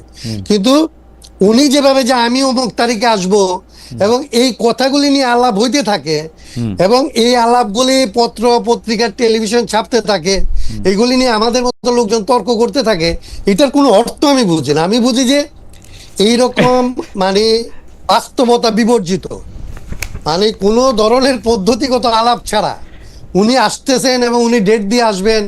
কেউ এখানে তাকে ক্যান্টনমেন্টে আর এই বিমানবন্দরে ঠেকাইতে যাবেন, আমি এটা বুঝতেই পারি না। আমি এই আলাপটা বোঝার তো কিছু, এই আলাপটার তো আসলে কোনো আলাপ না, এটা তো প্রলাপ। হাইবার আমরা পরবর্তী প্রসঙ্গে যাই। বেরসা ফারানা থেকে শুরু করি। বেরসা ফারানা, এটাও একটু কমন প্রশ্ন যে জাতীয় নির্বাচনের পর থেকে ঢাকা বিশ্ববিদ্যালয়ে প্রায় মুখোমুখি অবস্থানে চলে যাচ্ছে ছাত্রদল ও ছাত্র শিবির। গতকাল না, মানে আসলে আমেরিকার দিনের হিসাবে বাংলাদেশের হিসাবে আরেক দিন আগে জগন্নাথ বিশ্ববিদ্যালয় ঢাকা কলেজ ও ঢাকা আলিয়া মাদ্রাসার সংঘর্ষে জড়িয়ে পড়েছে, মঙ্গলবার দিন আসলে জড়িয়ে পড়েছে এই দুই ছাত্র সংগঠন। জগন্নাথ বিশ্ববিদ্যালয় ছাত্র শক্তিও বলা যায় যে ছাত্র শিবিরের সঙ্গে ব্যাপারটা বিএনপির যে ছাত্র দল তার বিরুদ্ধেই একটা অবস্থান নিয়েছে। এইটার কারণ বা এইটা এবং শক্তি প্রয়োগটা আমরা খুব দাপটের সঙ্গেই দেখছি। এইটার কারণটা আপনারা আসলে কি দেখেন? এইটা কেমনে ছাত্ররাও মানতেছে বা ছাত্ররা মাইনা নিবে কিনা, বা ছাত্রদের জন্য এটা কি হচ্ছে? একই প্রশ্ন হাসান কায়েম ভাইয়ের জন্য। একটু সংক্ষেপে একটু বললেন বেরিসা ফারানা। মোহাম্মদ ইব্রাহিম খলিলুল্লাহর মন্তব্য একটু পড়ে শোনায়। খালেদের আত্ম অহংকার, বেয়াদবি, এসব তার পারিবারিক শিক্ষা। ওকে, ছাত্রদল ছাত্র শিবির এই কারণে এটা একটু যদি বলেন। এটার একটাই কারণ আমি চোখে যেটা আমার মনে হয় যে দুটো দল বা যেই রাজনৈতিক দলগুলো আছে বাংলাদেশে এই মুহূর্তে, তাদের কারোরই কোনো পরিবর্তন হয় নাই। আমরা 90-এর দশকেও দেখেছি, 80-র দশকে দেখেছি, 90-এর দশকে দেখেছি, পরবর্তীতে দেখেছি, এবং একটা পর্যায়ে আমরা দেখেছি যে যেই দলটি ক্ষমতায় থাকে তারা অন্য যেই রাজনৈতিক দল, প্রধান প্রতিপক্ষ যে রাজনৈতিক দল এবং তাদের অঙ্গ সংগঠন, তাদেরকে পুরোপুরি বিশ্ববিদ্যালয় এলাকা থেকে একেবারে বিতাড়িত করে দেয়। আমরা দেখেছি হলের কাহিনী, আমরা দেখেছি অন্যান্য জায়গায় যেভাবে ভিন্ন মতকে তারা ক্যাম্পাসের মানে একেবারে দমন করবার জন্য যা যা করে। এটার থেকে আমরা এখনো বের হই নাই। আশা করেছিলাম যে 5ই অগস্টের পর মূল রাজনীতিতে মূল দলগুলোর মধ্যে যেমন পরিবর্তন আসবে, একইভাবে এই দলগুলোর অঙ্গ সংগঠনগুলোর মধ্যেও পরিবর্তন আসবে, বাট সেটা হয়নি। এখানে যেটা ইন্টারেস্টিং যে যেই ছাত্র শিবিরের মাদার অর্গানাইজেশন জামাত, যেটা পাকিস্তান আমল থেকে শুরু করে মানে ভারতে জন্ম, তারপরে পাকিস্তান আমল এবং পরবর্তীতে বাংলাদেশ, কখনো কিন্তু তারা অল্প কয়েকটা আসনের বাইরে, একটা দুটা ছিল পাকিস্তানে এবং পরে বাংলাদেশে হয়তো 3-4টা আসন তারা পেয়েছে, এবং সেটা বিএনপির সঙ্গে জোট টোট করে। তারপরে এরপরে যখন 77টা আসন তারা পেল, তখন তো আমি মনে করি এবং এবং এবং ভেরি ইন্টারেস্টিংলি প্রতিটা বিশ্ববিদ্যালয়ে তারা একেবারে ব্রুট মেজরিটিতে তারা মানে ছাত্র ইয়েগুলো সংগঠনগুলোতে তারা যখন আধিপত্য বিস্তার করলো, তখন কিন্তু তাদের একটা আশা তৈরি হতেই পারে যে আমরা হচ্ছি নেক্সট পাওয়ারে যাওয়া পার্টি। তো নেক্সট পাওয়ারে যাওয়া পার্টি হিসেবে তাদের আধিপত্য কায়েম করা, ক্ষমতার প্রদর্শন করা, এগুলো আসলে খুব অবাক হওয়ার মতনও কিছু না। আর বিএনপি যেটা, তারা তো এত বছর বাংলাদেশে জন্মের পর থেকে তারা দেখে আসছে যে যেই দল ক্ষমতায় থাকে ছাত্র সেই দলে ছাত্র সংগঠনের আধিপত্য থাকে সব জায়গায়। তো সেটা তারা বজায় রাখার জন্য যা যা করা দরকার, মানে একই সিস্টেম, একই ফর্মুলা, মানে একদম ঢাকায় ফর্মুলা, ছবির ফর্মুলার মতোই একদম ফর্মুলা, খুবই প্রেডিক্টেবল, এরকমই হওয়ার কথা, একদম কোনো পরিবর্তন হয় নাই। আমি রুবিন, খুব দ্রুত আপনি যদি এইটা নিয়ে একটু রেসপন্ড করেন, কারণ একই প্রশ্ন বারবার আসছে। মোহাম্মদ ইমাম হোসেন উনি বলছেন, দালাল খালেদ, আমি রুমিন আপুকে প্রশ্ন করতে চাই, গত পরশুদিন জাহেদ বলল হাসিনার বক্তব্য প্রচার নিষেধ এবং সেই কথা মেনে ওরা কেউ প্রচার করলো না বা নিউজ করলো না। আচ্ছা, আপনারা কি মনে করেন বর্তমান মিডিয়া স্বাধীন? দ্বিতীয় আরেকটা প্রসঙ্গ, রাফসান ইসলাম উনি বলছেন, খালেদ ভাই রুমিন আপাকে ডাইরেক্ট প্রশ্ন করেন, শেখ হাসিনার নেতৃত্বে হাজার হাজার খুন করা হয়েছে, হাসিনার বিচার বা ফাঁসি চাচ্ছে না কেন রুমিন আপা? অন্য আলাপ দিয়ে এটাকে চাপা দেওয়ার চেষ্টা করছে কেন? আপনি যদি 1 মিনিটের মধ্যে একটু বলেন। এক হচ্ছে যে মিডিয়া প্রচার করে না, এবং খালেদ ভাই, আমি মিডিয়ার ব্যাপারে বলেছিলাম যে শেখ হাসিনার সময় মিডিয়া বলেছিল যে তারেক রহমানের কোনো বক্তব্য প্রচার করা যাবে না। হ্যাঁ, তাতে কি তারেক রহমানের কোনো ক্ষতি হয়েছে? বাংলাদেশের প্রতিটা মানুষ যারা তারেক রহমানের বক্তব্য শুনতে চায়, তারা তাদের মতো করে তারেক রহমানের বক্তব্য নিজ নিজ মোবাইলে শুনেছে, তাই না? আচ্ছা, এবং তারেক রহমান সাহেব পরবর্তীতে প্রধানমন্ত্রী হতেন। তো শেখ হাসিনার বক্তব্য যদি কেউ শুনতে চায়, আপনি বলেন, এই ইন্টারনেটের যুগে আপনি কাউকে আটকায় রাখতে পারবেন? তো এটা খামোখা এটা যখন তারা করে, তখন যেটা হয় যে আগের সরকারের আমলেও তারা বাক স্বাধীনতায় বিশ্বাস করে না, ভিন্ন মত দমন করে, এই অ্যালিগেশন গুলো আসছে। এই সরকারের আমলেও বিএনপি যে চেয়ে পড়ে তাদের ঘাড়ে এই অ্যালিগেশন গুলো নিচ্ছে যে তারা ভিন্ন মতে বিশ্বাস করে না, তারা দমন করতে চায়, মিডিয়াকে কন্ট্রোল করে, ইত্যাদি ইত্যাদি। আচ্ছা, আরেকটা যেটা আমাকে প্রশ্ন করেছে, আমি ফাঁসি চাই না বা কি চাই, আমি বিচার চাই ভাই। আমি সবার সুষ্ঠু ন্যায় বিচার চাই, এমনকি আমি জামাতে ইসলাম মানে আমি, অনেকে বলছে যে রুমি তো বিএনপি থেকে বের হয়ে হয়তো জামাতে গেলে সুযোগ সুবিধা কিছু বেশি পেত, সময় বেশি পেত, একটা অর্গানাইজ ফোর্স তার সঙ্গে থাকতো। আমি তখন বলেছিলাম যে যেখানে আদর্শের ন্যূনতম মিল নাই, সেখানে কেবলমাত্র কিছু সুবিধার জন্য তো একটা দল যাওয়া কোনো অর্থ নাই। তো আমি কিন্তু সেই আদর্শিক ভাবে 180 ডিগ্রি মানে উল্টা থাকা সত্ত্বেও আমি কিন্তু বলেছিলাম, জামাতের যখন হিউম্যান রাইটস ভায়োলেট হয়েছিল আমি বলেছিলাম যে না, এই হিউম্যান রাইটস তাদেরকে দিতে হবে। আপনি ইভেন যখন আবরার হত্যাকাণ্ড হলো আমি বলেছিলাম যে you can't give a dog a bad name and kill it, এই প্রিন্সিপাল আপনি চলতে পারেন না। আপনি একটা মানুষকে চেরি পিকিং এর মতো করে আপনি তাকে একটা তকমা দেবেন শিবির আর তারপর তাকে হত্যা করবেন, এটা চলতে পারে না। বাট দ্যাট ডাজন্ট মিন যে আমি জামাতের রাজনীতিকে সমর্থন করি। একইভাবে সেটা জামাত হোক, আওয়ামী লীগ হোক, বিএনপি হোক, জাতীয় পার্টি হোক, যেটাই হোক, যেখানে মানুষের নাগরিকের অধিকারের প্রশ্ন আসবে সেখানে আমি কথা বলবো। এটা আপনার ভালো লাগলেও বলবো, আপনার ভালো না লাগলেও বলবো। অ্যাডভোকেট হাসনাত কায়েম, ছাত্রদল এবং ছাত্র শিবির এবং আধিপত্য বিস্তার নিয়ে আমরা খুব শুনতাম আওয়ামী লীগের আমলে, আধিপত্য বিস্তার নিয়ে। এটা তখন আওয়ামী লীগের আমলে তার কেউ ছিল না, ছাত্রলীগ দুই গ্রুপের মধ্যে। এই আধিপত্য বিস্তারটা কি ছাত্রদের মধ্যে, মানে সাধারণ ছাত্রদের মধ্যে অনেক বেশি কাম্য? মানে এইখানে তারা কি পপুলিস্ট রাজনীতিটাই করতেছে কিনা? মানে বেশি সংখ্যক ছাত্র চাইতেছে যে এটা হয় শিবির দখল করুক বা দল দখল করুক বা এনসিপির যে ছাত্র শক্তি আছে তারা দখল করুক, এইটার ক্ষেত্রে কি তারা একটা পপুলিস্ট রাজনীতি করতেছে? মানে ছাত্ররাই কি চায় যে একটা দখলদারিত্বের একটা রাজনীতি থাক শিক্ষাঙ্গনে? না, প্রশ্নটা যেটা হয়, মানে ঘটনাটা যেটা হয় যে কিছু কিছু ক্ষেত্রে কোনো মানুষের কাছে আসলে ক্ষমতা কিংবা ক্ষমতার ধারণা আসলে তৈরি হয় কারো কারো সম্ভব। ধরেন আপনার যখন রাকসু থেকেও জিএস, তাহলে রাকসুর জিএস এর কিছু ক্ষমতা আছে এইটা মনে করা হয়। কেন? সে ক্ষমতা দিয়ে আসলে বিসির সাথে কথা বলে, প্রক্টরের সাথে কথা বলে, কলের কমিটির সাথে কথা বলে, একজনকে বের করে দিলে বিচার করে, একজনকে আসলে সিট দিতে পাইতে বিচার হেল্প করে, এরকম। তাহলে এই রকমের ক্ষমতা বলা যেটা গড়ে ওঠে, তার সাথে আসলে ক্ষমতা চর্চা করতে চায় এরকম কিছু মানুষ আসলে যুক্ত হয়। আবার এটার বিপরীতে যারা আসলে ক্ষমতা চর্চা করে তার বাইরে কিছু মানুষ যুক্ত হয়। যেই মানুষেরা ধরেন হতাশ হয়েছে এবারের অভ্যুত্থানের পরে, সেই মানুষেরা আসলে কোথাও আসলে আর যাইতে চায় না। প্রাইভেট ইউনিভার্সিটিকে দেখলে আপনি বুঝবেন যে অভ্যুত্থানের পর এই যে বিভাজনের গল্প বললেন না, অভ্যুত্থানের পর সবাই ঘরে গিয়ে আসলে পড়াশোনা শুরু করলো, মনে করলো এত কিছুর পরে যখন আসলে পরিবর্তনটা হইলো না, তাহলে রুমিন আর আমি না হয় মিশন নিছি যে আমার সারা জীবন আমি মানুষের জন্য কথা বলতেই থাকবো। একটা ছেলে একটা যে একাডেমিক জীবনে গেছে, ও তো এটা করার জন্য যায় না, ওর তো এটা মোটো না। ওর মোটো তো ওর একটা সিম্পল লাইফ, ও আসলে একটা কেরিয়ার বিল্ড আপ করবে, একটা শান্তিতে থাকবে, চাকরি পাবে, পড়াশোনা করার পরিবেশ পাবে, ওরকম। তাহলে যারা পপুলিস্ট আর যারা সাধারণ ছাত্র তারা তো এটা চায় না, কিন্তু তারা যারা এটার শিকার হয় তাদেরকে যেহেতু তারা সংঘবদ্ধ থাকে না, তারা দলবদ্ধ থাকে না, এটাকে প্রতিরোধ করার জন্য বারবার সে আগে আসতে পারে না। এই ঘটনাটাকে ধরেন ব্যবহার করে কি হয়েছে আপনি দেখেন। আমরা মনে করছিলাম ছাত্র সংগঠনগুলি হইলে এগুলি ছাত্রদের প্রতিনিধিত্ব করবে, সবগুলি ছাত্র সংগঠন, অনেকগুলি ছাত্র সংগঠন হইল, যে সমস্ত প্রতিষ্ঠানে ছাত্র সংগঠন আছে, আপনি ধরেন এই যে শিবির, জামাতের কথা বলা হলো, শিবিরের কথা বলা হলো, এদের সম্পর্কে একটা ইমপ্রেশন ছিল যে এরা ভালো মানুষেরা করে, এরা আসলে ওদের চরিত্র অন্যদের চাইতে ভালো। কেবলমাত্র কয়দিন একটু ক্ষমতা পাইছে, দেখেন আপনি ক্ষমতার সাথে।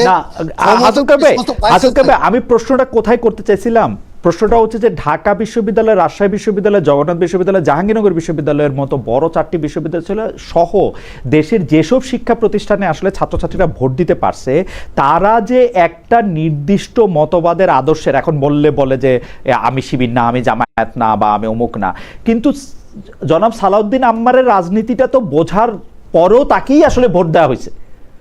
উনি দুইটা জিনিস আমি বলি, রাজশাহী বিশ্ববিদ্যালয়টা আমি একদম বলিনি, আমি দেখলাম উনি শিক্ষকদের জিজ্ঞেস করতেছেন আপনি এখন এখানে এটা কেন করতেছেন, আমাকে কেন ডাকতেছেন না, উনি এইটা করতেছেন, এবং উনি গর্বিতভাবে বেলচা হাতে যাইতেছেন। উনার সভাপতি আবার বলতেছেন যে সাংবাদিক উনার জন্য ভালো করে কথা বলবে তারেও আমি এটা করে দিব।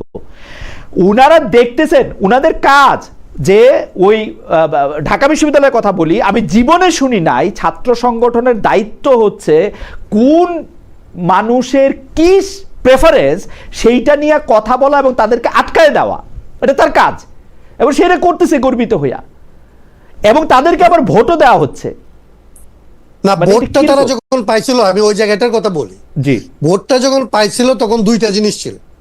ভোটটা যখন তারা নিছে তখন আসলে তাদের সম্পর্কে ইমপ্রেশনটা ছিল এরকম, যেটা বললাম যে ক্ষমতা পাওয়ার পরে যে চর্চাটা করতেছে, এই চর্চাটা তার চর্চা না, এর বিপরীত চর্চাটা তার চর্চা, এরকম একটা ইমপ্রেশন ছিল। কিন্তু পাওয়ারের পরে আসলে পাওয়ারের যে ক্যারেক্টার, সেই ক্যারেক্টারটা এমনকি জামাতের বেলায়ও বের হয়ে আসতেছে। আমি তো বলি যে আসলে যখন দেখুন এখন আওয়ামী লীগকে কোনো দর্শনকারীদের মধ্যে আওয়ামী লীগ পাবেন না, সব দর্শনকারী হয় জামাত হবে অথবা বিএনপি হবে। মানে এইটা হচ্ছে একদম কমন, মানে কখনো আপনি পাবেন পাওয়ার না পলিটিক্স।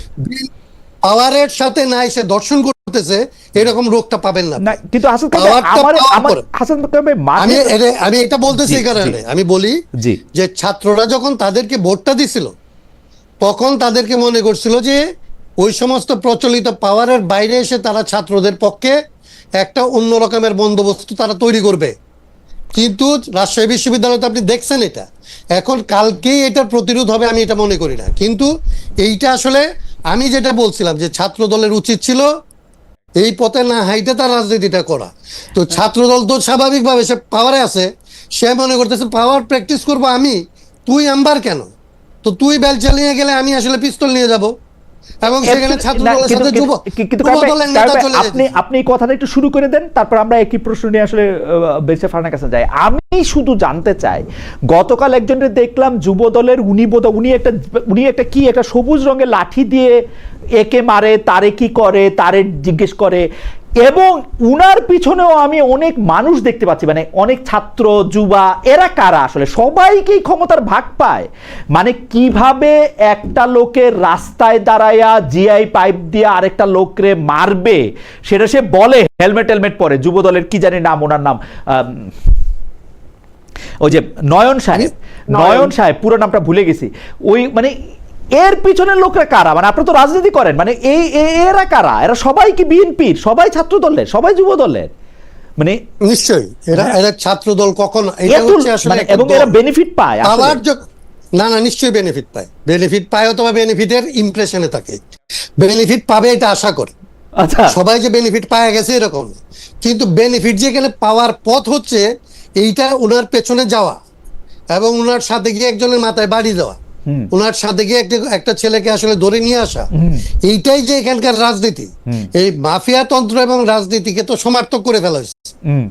চাঁদাবাজি, ধান্দাবাজি, কিংবা ধরেন এই যে ড্রাগবাজি, সালিশবাজি, এইগুলি সবচেয়ে বড় কথা হলো আইন নিজের হাতে তুলে নেওয়া। আমাকে সবক দিতে আসে, আমি যখন জিজ্ঞেস করলাম যে ভাই আপনাদের এক বড় নেতাকে দেখলাম বা আপনারই দেখলাম রাস্তা আদ্যা তুলে ফেলেন, মানে এটা কিরকম, আমাকে সবক দিতে আসে, তাইলে কি ওই মানে কি আমাকে কি তাইলে কি বিশেষ পাশ দিয়ে পুলিশ হইয়া কইছিলাম যে ভাই আপনি সরকারে গিয়ে করেন এগুলি কি, এবং এগুলি করে তারা গর্বিত, আইন নিজের হাতে তুলে নিয়ে আবার গর্বিত, এটা কিরকম, এবং জনগণ ওদের সাপোর্ট করে, এটার হিসাবটা কি আসলে? এটার একদম শুরুটা হচ্ছে একদম উপর থেকে। আমাদের রাজনীতিটাকে আমরা মাফিয়াতন্ত্র এবং রাজনীতির মধ্যে কোনো পার্থক্য রাখি নাই। আমরা যেটা বলি তার বিপরীতটা আমার নেতা করবে, এবং আমি এই নেতাকে অনুসরণ করলেই আমি জাগতিক কিছু একটা বেনিফিট, কোনো একটা বেনিফিট, অ্যাটলিস্ট আমাকে আরেকজন এসে মারবে না, এরকম একটা সামর্থ্য, কিংবা আমার মেয়েটা স্কুলে যাবে, আমার এই পরিচয় থাকলে আমার মেয়েটাকে ওইখানে গিয়ে শীষ দিবে না, এইটার জন্য হইলে অনেকে তাদেরকে অনুসরণ করে। মানে দুই রকম ভাবে অনুসরণ করে, একটা হচ্ছে আমি অমুকের মেয়েকে তুলে নিয়ে আসবো তাইলে করি, আর একটা আমি মনে করি যে ক্ষমতাটা যেহেতু তার হাতে, তাহলে তার সাথে থাকলে আমার মেয়েটা স্কুলে যাওয়ার সময় নিরাপদে যাবে। এইটারই সংস্কারের কথাটার জন্য আসলে রুবিন যেটা বলছিল প্রথমে, যে বাংলাদেশের মানুষ এইরকম অবিশ্বাস্যভাবে আসলে বন্দুকের সামনে দাঁড়াইছিল এই আশা থেকে, কিন্তু আমরা গত 2 বছরে এটাকে একদম সাকসেসফুলি এটা মিথ্যা প্রমাণ করতে পারছি। ওকে, বেশি ফারনা, আপনার কাছে কি মনে হয় যে মানে এই যে এই প্রত্যক্ষ অন্যায়ের পিছনে এত মানে অন্যায় যে করতেছে, মানে আমার তো এটা বুঝতে কোনো সায়েন্স পড়া লাগে না যে যেই লোকটা জিআই পাপ বা হেলমেট হাতে নিচ্ছে সে যুবদল করুক, আর যেই লোকটা বেলচা হাতে নিয়ে বলতেছে বেলচা দিয়ে পিটাইয়া গর্ত করে তুলে দিব এটা অন্যায়, অথবা যে লোকটা মাঠের থেকে কি বলে রাস্তা টান দিয়ে এরকম তুলে ফেলতেছে, তারপরও তাদের পিছনে এই লোকটা থাকার কারণটা কি? মানে মানে এইটার ফিলোসফিটা কি? মানে আমি ভালো খারাপ ন্যায় অন্যায় আমি এটা বললাম না, কিন্তু জনগণ তো তাদের সমর্থন করতেছে এইটা বলা। আমি একটু আরেকটা দর্শকের একটু মতামত পড়ি। উনি বলতেছেন খালেদ নিজেই সমালোচনা, তার নামটা পড়তে পারতেছি না পুরোপুরি, RH.info, খালেদ নিজেই সমালোচনা নিতে পারে না, ওনাকে কেউ সমালোচনা করলে উনি খুবই বিরক্ত হন। বেরচা ফারহানা, আপনি যদি একটু বলতেন যে তাদের পেছনেও আসলে অনেক জনসমর্থন, নাকি এই রাজনীতি, এইটাই রাজনীতি এখনকার বা সব সময়ের? খালেদ ভাই, আমরা আসলে অর্থনীতিতে ট্রিকল ডাউন বলে একটা কথা আমরা শুনি, তাই না, যে উপর থেকে আস্তে আস্তে চুয়ায় চুয়ায় নিচে পড়ে। ঠিক একই জিনিস রাজনৈতিক দলগুলোর মধ্যে হয়। একদম পদে যারা থাকে তাদের কাছ থেকে তারা পায় আরো বড় নেতার কাছ থেকে, জেলা পায় কেন্দ্র থেকে, কেন্দ্র পায় আরো উপর থেকে, আর নিচে যারা আছে তারা পায় জেলা থেকে উপজেলা, উপজেলা থেকে ইউনিয়ন, ইউনিয়ন থেকে ওয়ার্ডে যায়। আচ্ছা, এখন এই যে ট্রিকল ডাউন করা অর্থ, এটার উৎসটা কি? এটার উৎসটা চাঁদাবাজি, এটার উৎসটা কমিটি বাণিজ্য বড় দলগুলোতে, এটার উৎসটা ক্ষমতায় থাকলে বিভিন্ন জায়গায় জোর জবরদস্তি করে এর ব্যবসা দখল, তার জমি দখল, তার অন্য বাড়ি দখল, ইত্যাদি ইত্যাদি। এবং এই যে একটা আনহোলি নেক্সাস তৈরি হয়, আপনি যেটাকে জনসমর্থন বা জনগণ বলছেন, আই এম সরি, না না, একদম না খালেদ ভাই, ডোন্ট মিসআন্ডারস্ট্যান্ড দেম অ্যাজ জনগণ ও জনসমর্থন, নট অ্যাট অল। ওরা হচ্ছে কিছু সুবিধাভোগী। আপনি আমাকে বলেন, মানুষ রাজনীতি কেন করে? এক হতে পারে তার সম্মানের আকাঙ্ক্ষা আছে, যেটা আমরা আমাদের পূর্বপুরুষদের মধ্যে দেখেছিলাম, সম্মান পাওয়ার একটা আকাঙ্ক্ষা, সে কারণে রাজনীতি করে। দুই হচ্ছে এরপরে 80-র দশক এবং 90-এর দশকের পর থেকে আমরা দেখলাম এটা টাকা বানানোর সবচেয়ে সহজ মেশিন, এবং এই টাকা বানাতে রাজনীতিতে ঢুকতে আপনাকে কোনো বিনিয়োগ একটা কথা একটু আপনি সুযোগ দিলে একটা কথা, আপনি বলতেছেন যে এরা সবাই সুবিধাভোগী, কিন্তু আমি তো দেখি ধরেন মাজার ভাঙতে যে যাচ্ছে এইটার কি সুবিধা?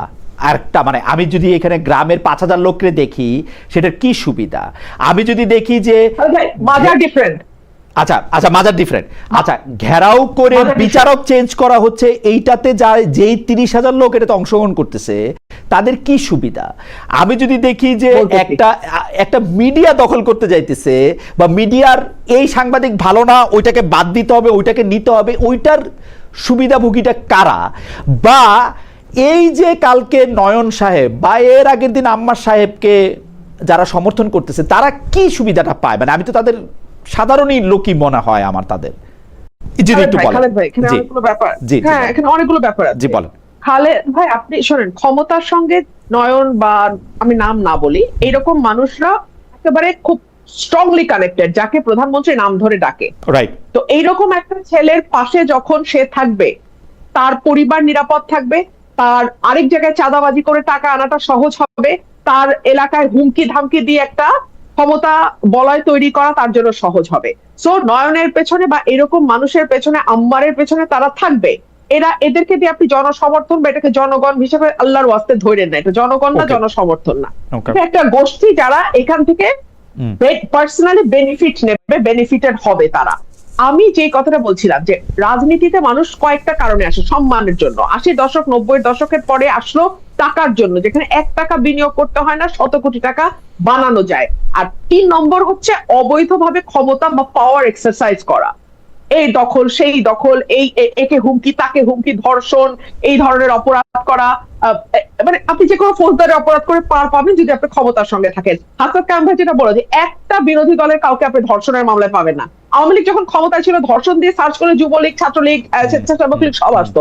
এখন ধর্ষণ দিয়ে সার্চ করবেন, আপনি পাবেন যুব দল, ছাত্র দল, আবার পাবেন হইলো জামাতের লোকজন, জামাতের এমপি, এটসেট্রা এটসেট্রা। ইন্টারেস্টিং কথা বলছেন হাসান কাম ভাই। হ্যাঁ, এটার সাথে ক্ষমতা একেবারে ডাইরেক্টলি, ধর্ষণ টর্ষণের মতো অপরাধ বা ফৌজদারি অপরাধের সাথে ক্ষমতার সাথে একটা ওতপ্রোত সম্পর্ক থাকে, ঠিক আছে? তো এইগুলোর সাথে আপনি জনসমর্থন ইয়ে করতে পারবেন। আর মাজার ভাঙা যেটা, সেটা হচ্ছে গ্রুপ অফ পিপল, তারা আরেক গ্রুপ অফ পিপল কে বুঝাইতে সমর্থ হয় যে এইটা করলে তুমি বেহেশতে যাইতে পারবা, এটা যেটা হচ্ছে ওটা আল্লাহ এবং রাসূলের অবমাননা হচ্ছে, ধর্মের অবমাননা হচ্ছে, কোরআনের অবমাননা, ইসলামের অবমাননা হচ্ছে, ওটা ভাঙো, ওটা ভাঙলে তোমার ইয়ে হবে। আর চ্যানেল দখলের কথা যেটা বললেন, সেটাতে লাভবান হবে হয়তো 5টা মানুষ, ভয়াবহ রকম অর্থ তারা একটা চ্যানেলের মাধ্যমে লাভ করবে, কিন্তু সেটা আবার ট্রিকল ডাউন পদ্ধতিতে ওই যে যারা হেলমেট পরে দখল করতে গেল তাদের হাতেও কিছু কিছু আসবে। তো এটা মানে মাজার দখল, মাজার ভাঙা আর চ্যানেল ভাঙা দুই জিনিস। ওকে, মাজার, বাজার, চ্যানেল তিনটাই পিছনে তিন রকম। আমার কাছে মনে হয় যে আমার মতো দর্শকদের কাছেও ব্যাপারটা পরিষ্কার হয়েছে। হাসান কবির, আপনি কি এই প্রসঙ্গে এক লাইন বলবেন? তাহলে আমরা একটু পরবর্তী প্রসঙ্গে জানতাম যে আপনি এই কারণ স্পেসিফিক তিনটা বিষয় সামনে আসছে আর কি, তিন রকম ভাবে, যদিও আপনিও বলছেন যে এটার সাথে না, আমি তো রুমিনের সাথে আমি একমত, কিন্তু যেটা হয় যে আমি এটার সাথে কেবলমাত্র আরেকটা অংশকে যুক্ত করি, যে একটা তো হচ্ছে যারা সরাসরি বেনিফিটেড হওয়ার জন্য করে কোনো না কোনো ভাবে, এমনকি আপনি যেখান থেকে দেখতেছেন বিষয়টা এরকম না। রুমিন যেটা বললো যে একজন ক্ষমতাসীনের সাথে আমার ছবি আছে, এইটারও আসলে একটা মার্কেট ভ্যালু আছে, ওইটা দিয়েও আমি আসলে অনেক জিনিস, এটা একটা গুরুত্বপূর্ণ বিষয় হয়ে গেছে। জনগণ তো একসময় ক্ষমতাসীনই আদা পয়সা দিয়ে পাত্তা দেয় না, ক্ষমতাসীনের লোক এক লোকের ছবি আছে, ওইটারে এত হুজুর হুজুর বলার দরকার। এইটা হচ্ছে জনগণকে যখন ধরেন মানে সত্যিকারের অর্থে যখন আসলে ধরেন তার মধ্যে একটা উল্ল চেতনা এসে ভর করে এবং সে যখন সংগঠিত হয় এককভাবে, আসলে সাধারণ অবস্থার মধ্যে মানুষ এরকম একটা ঝুঁকিপূর্ণ কাজে যেতে চায় না। এটা করতে পারে কেবলমাত্র তখনই যখন আসলে তার মধ্যে ঐক্যটা তৈরি হয়। এবং আমি প্রথম যেটা বলছিলাম যে এইটা যাতে না হয় সেই জন্যই বিভাজনটা লাগে। শাসন করার জন্য ব্রিটিশদের এই ডায়ালগ মানে ওই ম্যাক্সিম এখনো পর্যন্ত তার চেয়ে অনেক বেশি মাল্টিপ্লাই হয়েছে। এখন ধরেন পাড়ায় পাড়ায় বিবাদ, গ্রামে গ্রামে বিবাদ, এলাকায় এলাকায় সব রকমের ধর্মে মাযহাবে কত রকমের বিভাজন তৈরি করা যাবে, এটার জন্য আসলে সম্ভবত অনেক রকমের রিসার্চ এখানে হয়। আসলে আমি জানি না, আসলে এটা হওয়া খুব সম্ভব, যে এটা মনে হয় একটা মানে চাহিদা জরিপ জাতীয় একটা স্পেসিফিক বিরাট মার্কেট আছে, চাহিদা জরিপ জাতীয় একটা মানুষ আছে। আমি আমার কাছে মনে হয় এটা হয়। আমি খেয়াল করি আপনাদেরকে আমি অনুরোধ করবো যে মিডিয়াকে এটা দেখার জন্য, এটা নিশ্চয়ই আছে, কারণ এত ক্রিয়েটিভ ভাবে মানুষকে ধরেন মানুষের যেখানে যেগুলি নিয়ে তর্ক করার কথা, কোনো তর্ক আপনি পাবেন না। আচ্ছা 71 সাল নিয়ে কোনো তর্ক হইতে পারে? এটার কোনো তর্ক ভাই আপনি 55 বছর আসলেই 1971 সাল আমাদের জন্য খুব গুরুত্বপূর্ণ, কিন্তু আমি জাস্ট কারণ ভাই আপনার সাথে শেয়ার করার জন্য বেশে ফারানাও এখানে আছেন, সাক্ষ্য দিতে পারেন, কারণ বেশে ফারানাও একটা সাংঘাতিক এলাকায়। নামাজে আপনি কিভাবে দাঁড়াবেন, আপনি সালাত আদায়টা কিভাবে করবেন, এইটা নিয়ে একজন আরেকজনকে কাফের বলতেছে, সম্মানিত আলেমদের একজন আরেকজন। আপনি দাঁড়ায়া মানে জোরে আমিন বলবেন নাকি আস্তে আমিন বলবেন, আপনি দাঁড়ায়া মিলাদ পড়বেন নাকি বৈশা মিলাদ পড়বেন, আপনি কোলাকুলি করবেন কি করবেন না, কেমনে করবেন। আমরা বিভক্তি ভালোবাসি, আমাদের কাছে ওইটাই মনে হয় এবং ওইটা দিয়ে আমরা জান দিয়ে দিতে পারি। সত্যি মানে জান জীবন মান দিয়ে দেওয়ার জন্য বাংলাদেশে কিন্তু সত্যি সত্যি একজন চ্যানেল আইতে উনি কাজ করতেন, একজন মাওলানাকে গলায় ছুরি দিয়ে জব করে ফেলা হয়েছিল, অন্য কোনো কারণ। আমি এটাই বলছিলাম, জি মানে এই বিভক্তিটা কিন্তু মানে সাংঘাতিক, মানে এটা তো একটা অস্বাভাবিক ঘটনা। এটা তো আপনি জানেন যে এটা আসলে মানুষের তো এটা বৈশিষ্ট্য না। মানুষের বৈশিষ্ট্য হচ্ছে মিলে থাকা, মানুষের বৈশিষ্ট্য ভালোবাসা। কেমনে বুঝবো মানুষের বৈশিষ্ট্য বিভক্তি? আর্জেন্টিনা, জার্মানি, না না না ব্রাজিল, না এইটাই হচ্ছে যে এইটা কয়েকশো বছর হয়েছে, বেশি দিন না। বাংলাদেশের মানুষের মধ্যে কিংবা এই অঞ্চলে এটা ধরেন কয়েকশো বছরের কেবলমাত্র, এইটা এর আগের ব্যাপার না। আর এইটা আমরা গত 15 বছরে এটার সাথে ক্ষমতার চর্চাকেও আরো লগ্নভাবে যুক্ত করছি, মানে যখন যেটা সুবিধা হয়েছে। এবং এইখানে প্রচুর ক্রিয়েটিভিটি আছে, যেগুলি বিরোধের কোনো রকমের কারণ নাই, সেই জায়গাগুলিতে ওরা বিভাজনটা তৈরি করতে পারে। অ্যাবসলিউটলি ফুটবল খেলা নিয়ে একদম আর্জেন্টিনা অনুভূতি, মেসি অনুভূতি, ব্রাজিল অনুভূতি, নেইমার অনুভূতিও আছে, যে নাই প্রত্যেকটার আসলে সামাজিক ইফেক্ট আছে এবং এটা রাজনৈতিক লাভ আছে। সেই রাজনৈতিক ফায়দাটা তোলার জন্য ধরেন এটাকে কাজে লাগায়।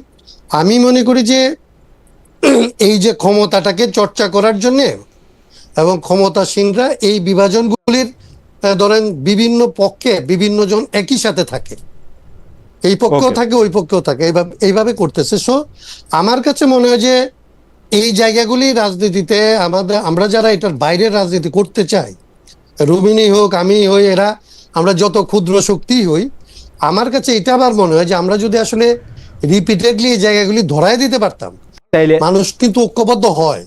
আমরা তো 24-এ দেখলাম, 24-এ তো দেখলাম ধরায় দিলে মানে আপনার মারাত্মকভাবে একটা মানে ট্যাগ খায় আরেক পক্ষের লোক বলে সন্দেহ করার কারণও তৈরি হবে, এবং ভিতরে ভিতরে কি আছে, আপনি কত ডলার পাইছেন এটা বারবার আপনাকে শুনতে হবে। আমরা তো জানি না রুমিন কত ডলার হ্যাঁ, এখন আপনার প্রতিদিন মতো পাচ্ছে।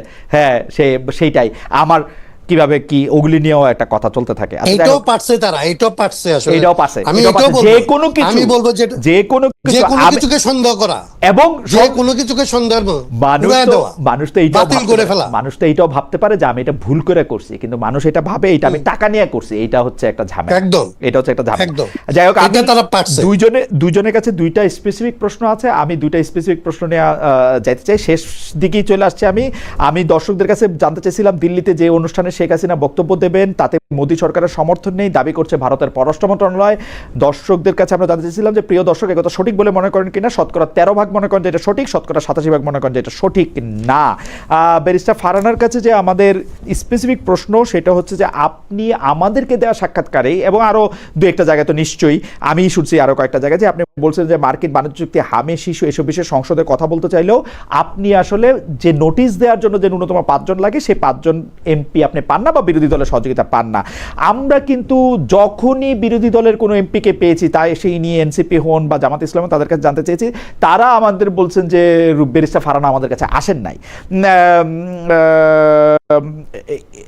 উপরন্তু এই পাবনা 1 আসনে জামাত ইসলামের সংসদ সদস্য ব্যারিস্টার ডক্টর নজিবুর রহমান মোমেন বলছেন, মার্কিন বাণিজ্য চুক্তি নিয়ে আপনি যদি কথা বলতে চান, তিনি আপনার পাশে থাকতে চান, প্রয়োজনীয় সমর্থন দিতে চান।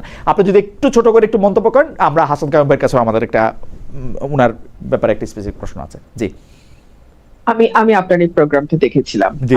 উনি এই কথা বলেছেন। জি। কিন্তু ভেরি ইন্টারেস্টিং হলো, ওদিন ছিল সংসদের শেষ দিন। হুম। তাহলে এর আগে যে 1.5 মাস সংসদ চললো, ওনারা তো বিরাট দল, 5 জন কিচ্ছু না, 77 জনের মধ্যে 5 জন, একটা তুড়ি দিলে 5 জন চলে আসে। ইভেন এনসিপিরও মহিলা আসন মিলায় 10-এর উপরে বোধহয় সংসদ সদস্য, 10 আর 9 বা 10 এরকম। তারাও 5 জন, কিন্তু কোনো ব্যাপার না, 5 জন তারা বলতে পারে। তারা কেন এটা নিয়ে আলোচনা করতে চাইলো না? 1, 2 হচ্ছে, আপনি এখন যাকেই বলবেন, আমি তো আর এভিডেন্স